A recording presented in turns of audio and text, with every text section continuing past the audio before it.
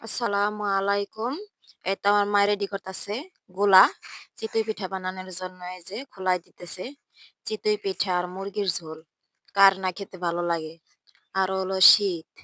চুলার পাড়ে বসে গরম গরম চিতই পিঠা খাইতে মজাই আলাদা। এই যে দেখেন আমার মা দিতেছে খোলা। আমার মায়ের হাতে চিতই পিঠা অনেক সুন্দর হয় মাশাল্লাহ। ফুলকো ফুলকো ঝাঁঝরা হয়। মায়ে বানাইতাছে।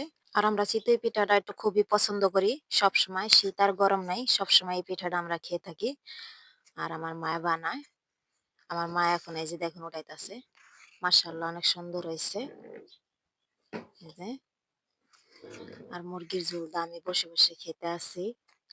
আর আপনারা যদি খাইতে চান চলে আসেন। দেখেন তরকারির কালারটাও মাশাআল্লাহ অনেক সুন্দর হইছে। মা পিঠা উঠাইয়া জোড়া দিছে। আর আমি পাশে বসে বসে খেতে আছি। দারুণ মজা হয়েছে।